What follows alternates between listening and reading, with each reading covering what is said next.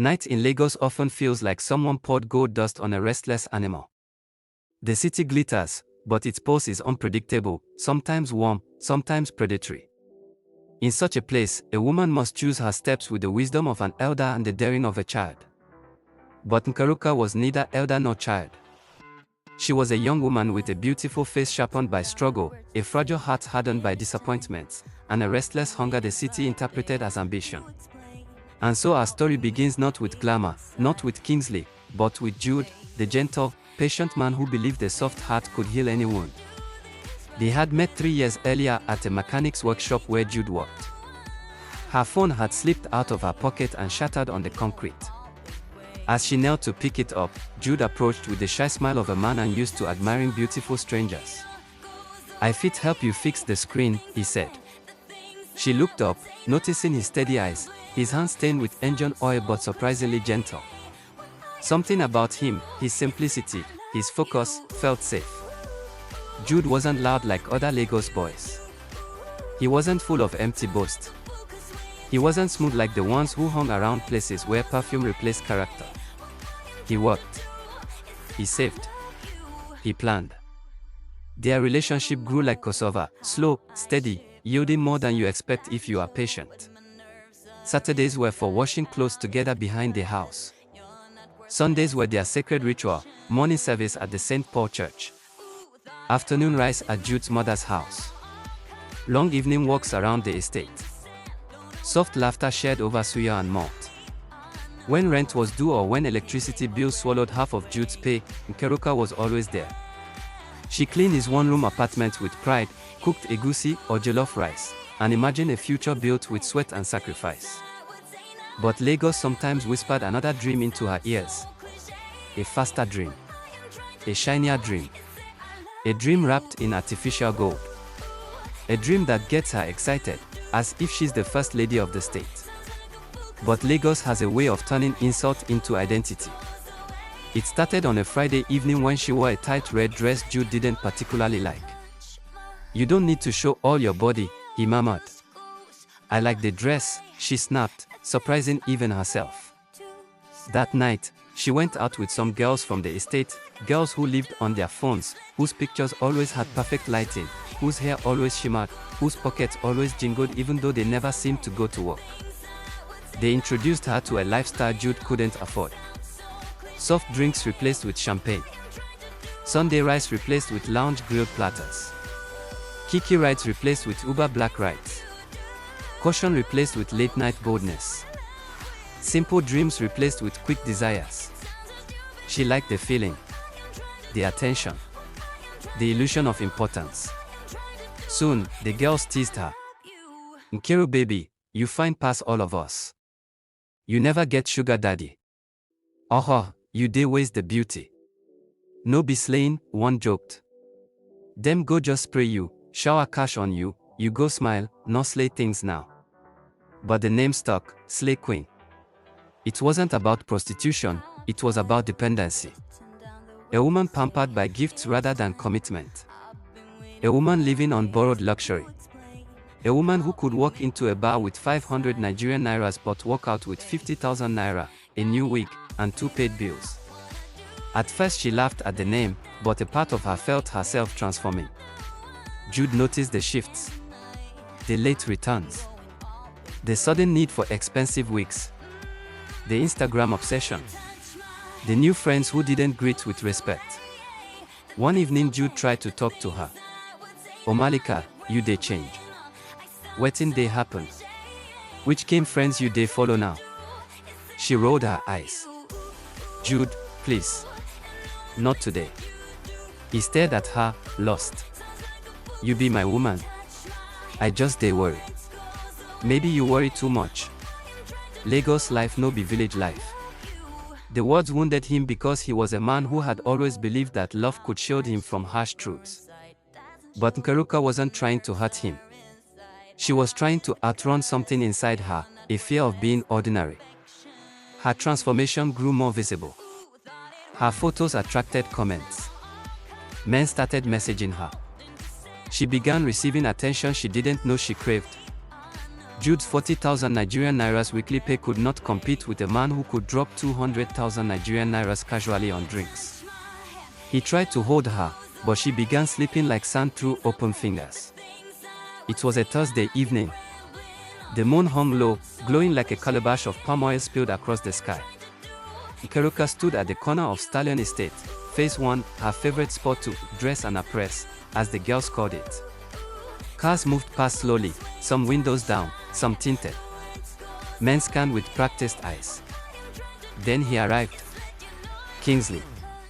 A black Lexus that hummed like wealth. Windows rolled down. A smile polished to perfection. He looked like someone born on the island, someone who vacationed in Dubai, someone who never begged the landlord for extra time. "Hello beautiful," he said, voice smooth like chilled wine. "Climb in. Let me show you something better than this street." And destiny shifted. In folktales, the elders always see danger before the youth. That night, Mama Joy, the street suya seller, called out, "Nkiruka." She turned. "Be careful. Some lights no be light, them they lead person inside darkness." Nkiruka smiled politely. She thought Mama Joy was simply acting like an old woman with too many warnings. She did not know, when an elder speaks, spirits echo. When a griot warns, faith listens. When a heart ignores the whisper of wisdom, the journey becomes harder. Inside the Lexus, she felt reborn. Kingsley smelled of expensive cologne, the type sold in airports, not local markets. His watch glinted. His laughter flowed. His confidence overflowed. "Why fine girl like you dey stand for roadside?" She gave him a playful, mysterious smile. "I just like fresh breeze." He laughed. "You deserve a sea breeze. You deserve a koi breeze. Let me take you there." Her heart leapt. A koi. Just like that. Jude had promised a koi one day, maybe in 5 years. Kingsley offered it instantly. That's how temptation works. It does not negotiate. It seduces. By the time he dropped her home, her mind was no longer in Stallion Estate. It was dancing among skyscrapers. She slept that night with her phone on her chest, waiting for his next message. And Jude, who called her 3 times, received silence. When a city offers you a taste of a different air, it changes the way your chest holds breath. Kingsley's words smelled of mint and imported leather. It taught Nkiruka a new posture, the tilt of the head that says, "I belong here, even when you are on borrowed ground." In the days after the Lexus, a small parade of little luxuries entered her life like polite intruders. Kingsley sent voice notes, soft, long, full of compliments that did the job of money without costing him much. He sent images of restaurants with lights like falling stars. He always called her "my queen" in the same low tone that made other words melt. He brought her perfume that cost more than a month's rent. He brought new earrings sealed in plastic, a scarf that smelled like winter in movies, and once, a pair of shoes that took a fortnight for her feet to get used to. The girls in Stallion Estate watched with a mixture of envy and appraisal. Mama Joy squinted and lit a cigarette like a woman reading a bad novel. "He is shiny," she said. But shiny things can be polished with borrowed hands. Nkiruka began to walk with a practiced confidence. She learned to tilt her chin under the streetlight as if she were a performer on a stage meant only for the rich. Photos multiplied on her phone, a selfie with a palm tree, another with a skyline reflected in a puddle. Likes came, compliments came, a small digital applause that made her smile in public showers. She felt wanted, and the want was delicious. Kingsley accelerated the romance, as charmers do. He spoke about us like a shared future already printed and framed. "I will introduce you to better people," he said. "We will move soon. I have connections." He never used the ugly present tense, he lived in the future like a landlord of tomorrow. Nkiruka believed in small increments. If Kingsley could give her nights in island lounges, what could he not give if she only trusted him a little more? Her logic was simple and desperate: if I step into the light will not leave me. It was an enticing logic, one that glosses over the rent of patience. Jude noticed the drift and it weighed on him like rain on an old roof. He worked harder at the mechanic's shop, fingers learning new tricks, mind drafting plans. He began to fix bikes for longer hours and deliver spare parts himself so he could save extra. He wanted to step into a koi for Nkiruka, but he had no one to teach him that form of speed. He was a man of slow wealth, steady savings, little gains, future seats. He confronted her once, gently, the way rain touches a window before heavier storm. Nkiru, I hear you are seeing Kingsley. If he makes you happy, I will accept that. Just be careful. Not all gifts come without cost. She had laughed, a sound like shattering glass and the promise of new things. Jude, you are small town. Don't be jealous. You think tonk money buys happiness, but maybe I want more than you can give. It was a wound he could not dress. It forced him to the edges of himself, angry at the city for offering false promises, angry at his own inability to provide fast enough. He loved her, but love in Lagos sometimes learns to be a patient man who watches the woman he loves walk toward another light. Kingsley is fake and his friends were like pieces of his imagination, only seen in pictures and promises, a man with a laugh, who owed everyone money but borrowed charm. A woman who wore sunglasses at night and smoked but owned nothing. A businessman with soft hands who rented suits for events. Kingsley borrowed nice things from someone special, and in Lagos, nice things can deceive people easily. He taught Nkiruka to avoid Sunday afternoons at Jude's mother's house. He taught her that family dinners were small and slow. He taught her a fast vocabulary, tonight, tonight, tonight. He always had a plan for the now, never for the staying power. At first, the luxuries felt like the best way out. Nkiruka, who once stretched noodles and bottled water tea between meals when available, began to taste an existence where her needs were met without explanation. The sugar was addictive. In the quiet of the night, when the estate slept like an animal with one eye open, she told herself that this was not betrayal, only an optimization. But Lagos is a city where people trade secrets at the bus stops. Between borrowed laughter and rented drinks lurked whispers. A vendor at the traffic light muttered that Kingsley's nights were a mosaic of theft and charm. A neighbor, an old woman with more eyes than hair, told Jude that men like Kingsley wear crowns made of paper. Jude, who had not yet lost everything that was patient and kind, felt his heart break in a new meter. The turning point came at an event Kingsley could not borrow from someone else, an after-party in an old warehouse space tucked away from the main roads. The warehouse had been converted into one of those private lounges where influence liked to pretend it was power. The interior was dim, lit by candles in giant bottles, and the music slipped like oil across the floor. Kingsley arrived with a swagger that borrowed authority. Nkiruka, wearing a dress so tight it seemed to defy gravity, walked in like a goddess summoned. Inside were men who looked important on paper they did not own. One of them was the scarred man, soft-spoken, with the calm of someone who had counted paper and blood both and found them equally useful. He smiled at Nkiruka in a way that felt like assessment. Around him were people who used laughter like currency. The scarred man took interest. He spoke in a low voice and told stories of success that seemed to float above his mouth like steam. "We can get you what you want," he said, sliding an offer into the room. Fame, money, an entrance to the island that would never close. Kingsley's eyes darted away, then back, like a man who had to check the mirror before lying. Nkiruka, dizzy on the heady mixture of praise and drink, leaned in. "He says he can help me open doors," she told Kingsley later, excitement loud in her voice. "We will see," Kingsley said, a pause too long. He smiled, but the smile made his cheeks look thin. That night the scarred man spoke of rituals in the hush between songs. He spoke not in crude terms but in folded speech. To move from the roadside to the boardroom, one must ask the spirits to clear the path, he murmured. It is customary to offer a small thing. His words were velvet. But velvet hides sins. When Nkiruka left the event, she felt noticed.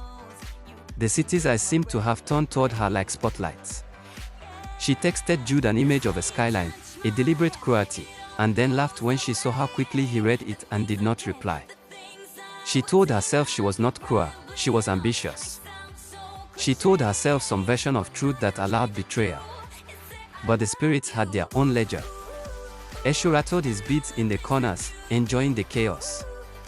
Ocean, who favors hearts but warns against greed, sent smaller signs. The lagoon seemed colder the next day. Rain came when none was forecast. Mama Joy looked at Nkiruka over her suya and folded lips, as if tasting a bad spice. 1 week later, an invitation arrived, an intimate, cleansing session at a compound on the island. It was described as something between a blessing and a lunch. Kingsley spoke of it like a man who wanted to look important, and Nkiruka went because she wished to be seen, to be lifted, to be rescued by ostentation. She wanted the future to arrive in a guise that would not require sweat. What she did not know was that the cleansing would ask more than her time. And what Kingsley did not say was that he had already promised a person more dangerous than himself, the scarred man. The evening before the ceremony, Jude stood at the corner where Nkiruka often waited. He watched her from a distance, aching in a way that had teeth. He wanted to call out, to take her in his arms, to remind her of the quiet wealth of honesty. But he was tired of pleading. Pride, too, had become armor. He turned away and bought parts for a motorbike instead, smallness rebuilt into purpose. Nkiruka, meanwhile, could not sleep. Her heart flipped between giddy expectation and a small, unwelcome dread. She told herself that the ritual would be harmless, a handful of herbs, a whispered prayer, an offering to the river, nothing like the show the scarred man hinted at. But sometimes, when a city arranges its actors for a play, the author forgets to tell the heroine the ending, and so, with a night of champagne and whispers behind her and an island invitation burning like a secret in her bag, Nkiruka stepped toward a threshold she could not yet name. Lagos at night is a masquerade. Some masks shimmer with truth, others hide teeth meant for blood. On the evening of the cleansing, the city wore its darkest mask. The sky hung low, refusing to fully darken, like a hesitant witness. Nkiruka dressed slowly, carefully, as though she were preparing for a coronation and not a ritual whose meaning she barely understood. She wore a gold dress that clung to her as if sewn by the hands of the gods. Her hair was braided and beaded in the style of river maidens. The perfume Kingsley gave her clung to her skin, sweet, sharp, and uncomfortably intoxicating. She felt beautiful. She felt chosen. But beneath all that beauty, something trembled. Something small and persistent. Like a whisper slipping through a crack in the window. Kingsley picked her up in a Toyota he claimed was his second car. It wasn't, but lies look better at night. He looked handsome, too handsome. As if he were wearing confidence like a borrowed suit. Tonight is important, he said, gripping the steering wheel. You'll thank me later. Nkiruka smiled and leaned back in her seat. But the more the car moved toward the island, the heavier her chest felt. The road twisted through streets lined with nightclubs, office towers, and pockets of eerie silence. Neon lights washed the car in red and blue. The lagoon glistened like a patient predator. They arrived at a compound shielded by tall walls painted white. No signboard. No noise. Only a wooden gate carved with symbols she had seen only in old Yoruba art books. At the entrance, 2 men in all-white attire stepped forward. They were barefoot, their expressions unreadable. Kingsley lowered the window. "We're here for the cleansing," he said. The men looked at him. Then at Nkiruka. Then stepped back. "You're welcome," one murmured. "Welcome," the other whispered. But the word did not feel like welcome. Inside the compound, the air changed. It grew thick, humid in a way that felt unnatural. Lanterns lined the walkway, flickering violently despite the stillness. A low drumbeat throbbed in the distance, too steady to be music. Nkiruka swallowed hard. "Kingsley. What exactly is this place?" His jaw clenched. "Calm down. It's part spiritual, part network. Influential people use this opportunity." "Opportunity for what?" she pressed. "To rise," he muttered. It was the first time she noticed how tense Kingsley was. His hands shook slightly. His smile no longer reached his eyes. He was nervous, deeply nervous. They were escorted into a large courtyard. In the center was a shrine made of stone, shells, and candles dripping red wax. Women dressed in white swayed around it. Men knelt behind them with heads bowed. The scarred man stood before the shrine, dressed impeccably in flowing white gown. His presence sucked the warmth from the air. He smiled when he saw Nkiruka. "Welcome, child of beauty," he said. "Tonight, you step into your true destiny." The others murmured approval. Nkiruka forced a smile, but her palms dampened instantly. She looked at Kingsley with silent panic. But he looked away. Why? Why didn't he meet her eyes? The scarred man gestured to her. "Come." She stepped forward, legs trembling. Her vision flickered. "Remove your shoes." She obeyed. "Sit." She obeyed. He smeared white clay across her forehead. A cold shiver ran down her spine. Then he whispered, "Beauty must be given before it can be multiplied." The crowd hummed. A woman brought forth a bowl filled with something dark. Red. Thick. Blood. Nkiruka recoiled. "Kingsley," she whispered. "What is this?" But Kingsley did not move toward her. He moved away. Away. He joined the kneeling men. Her breath stopped. Was she the sacrifice? The truth arrived not in words but in posture. Kingsley knelt with the others, head bowed, not to pray, but to hide. Hide his shame. Hide his cowardice. Hide the fact that he had brought her here as an offering. Her stomach twisted. "Kingsley. Kingsley," she cried softly. Her voice cracked like a broken branch. He did not look up. The scarred man spoke over her, trembling. "Every man must offer something to become great tonight. Kingsley offers you." Her world collapsed. "This is madness," she screamed. The women swaying around the shrine did not react. The men kneeling did not move. The scarred man stepped closer. "You wanted to rise, didn't you? You wanted the island life. This," he gestured to the shrine, "is the true price of Lagos wealth." Nkiruka tried to stand, but hands, cold, thin hands, grabbed her shoulders. "No. Let me go. Let me go." The scarred man dipped his fingers into the bowl of red liquid and raised it toward her face. Then, a loud crack shattered the air. One of the candles exploded, spraying wax everywhere. The lanterns flickered violently. A gust of wind roared through the courtyard, extinguishing flames. The women gasped. The men flinched. Even the scarred man staggered back. The drum stopped abruptly. Silence slammed into the space like a stone. Then the compound plunged into total darkness. Before you judge Nkiruka, pause for 1 second. If you were given poverty on one side and luxury on the other, which would you choose? What do you think happened the moment the lights went out? Did the spirit step in? Did someone betray Kingsley? Or was Nkiruka never meant to survive the night? Your guesses matter, drop them in the comments.